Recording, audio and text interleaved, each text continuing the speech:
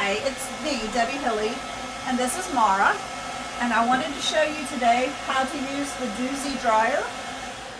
Now, I love this little dryer. I love it a lot. I just turned it back on. It's got a touch button right there that you'll turn it on and off easily. Anyway, I absolutely love this dryer. It works like a stand dryer, and I don't have room in my room or in the grooming room really for a stand dryer, and sometimes you need it. Like, I like to dry my poodle ears and my poodle top knots especially, and just set all my fluff using a sand dryer, and I don't have one. This is perfect for, let's say, a mobile unit where you might want a stand dryer, or a small shop where you don't have room. Even a home, I will have one of these at my house before long because I really feel like it would benefit me when I do my own dogs at home. And it's a neat little dryer. See if I can get Mara to move out of the way just a smidge. There you go, baby. She's mine. She knows what's going on. It has an on button, and then it has a fan speed from really low, medium, and then high, which is really nice. Turn it all the way down so you can hear me. And then it has a speed or a temperature from off, which is just room temperature air, and then low, medium, and then high. So you have 4 temperature speeds or temperature settings. And it's got a filter on the back,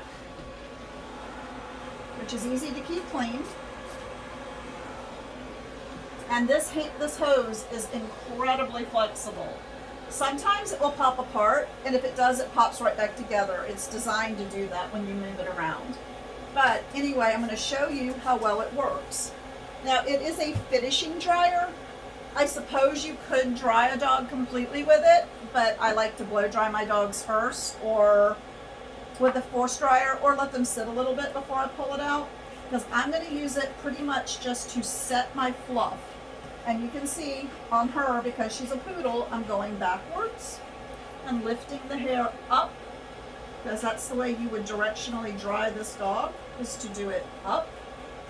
Just like with anything you want the hair to stand up, you're going to do that. And on her back, we're going to brush forward. Now, she is slightly damp on her back and all of that, so it's not going to take me long to set the fluff. But that's all I'm doing, is setting the fluff. Switch your other leg. But it allows you to work, put your leg down please, allows you to work hands-free, which is wonderful, because then you can brush or comb and get the hair set exactly the way you want it.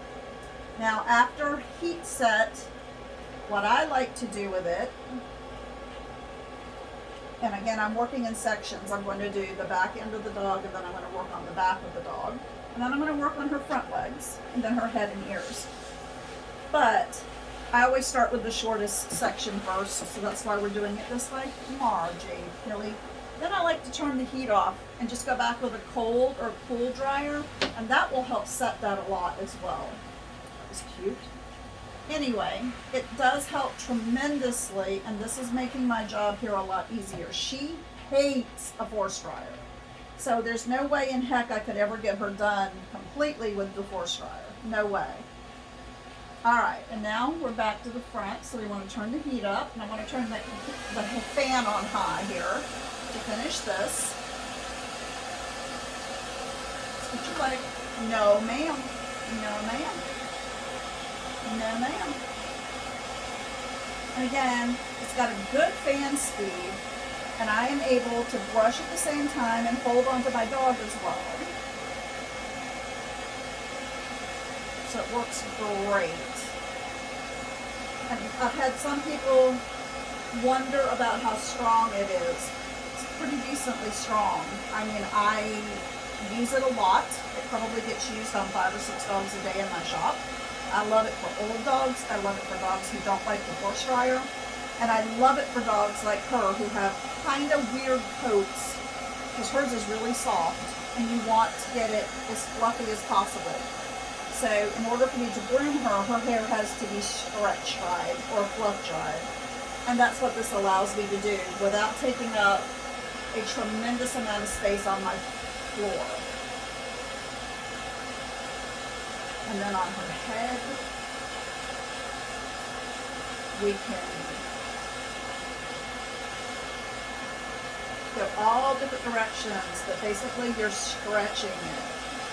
And this dryer, because it speeds, allows me to do just that. When I am going to get to her face, which I'm going to do last, I will turn it down so that it does not bother her as much.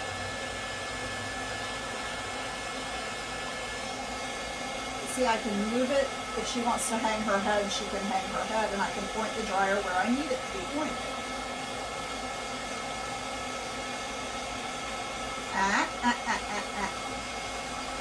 Like I said, she's mine, and she hates this process. She's always hated it since she was a baby.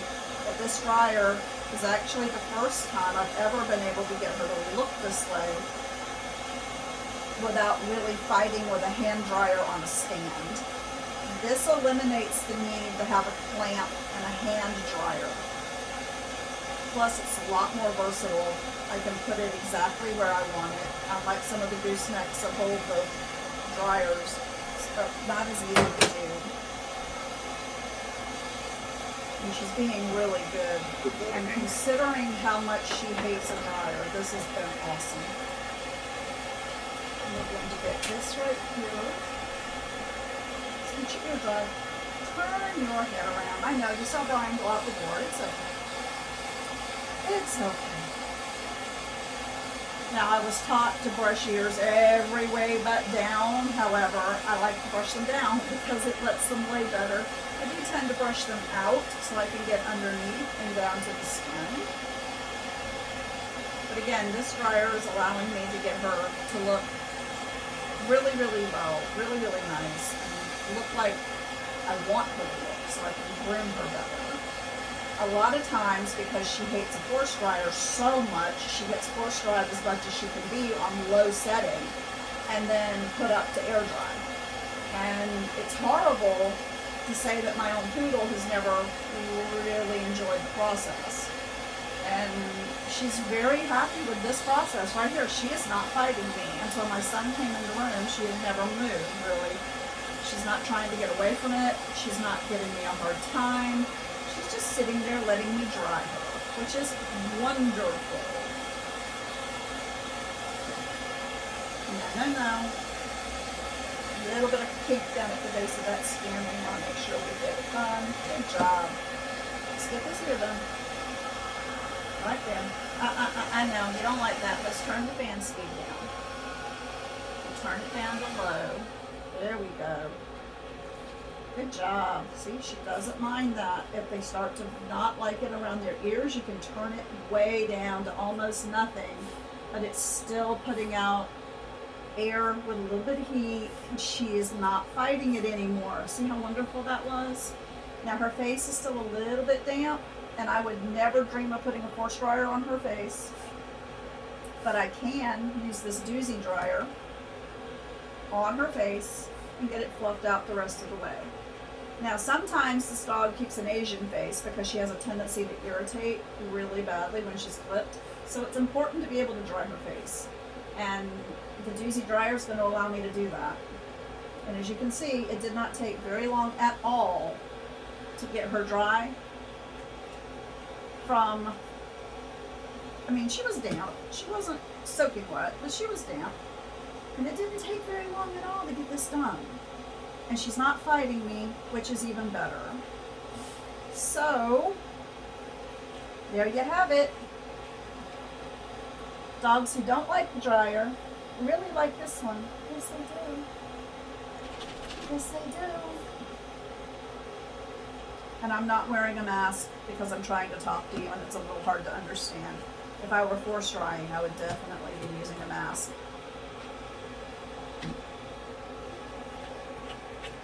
All right, baby girl, you're done. He set you up right there with the cold. But as you can see, this dryer is incredibly versatile. It allows me to go down to almost nothing, and then it allows me to take out the heat completely and use cold air to help set the fluff. And again, this is the DUZ dryer. Oh, I did it again. It's available on Amazon. I love it.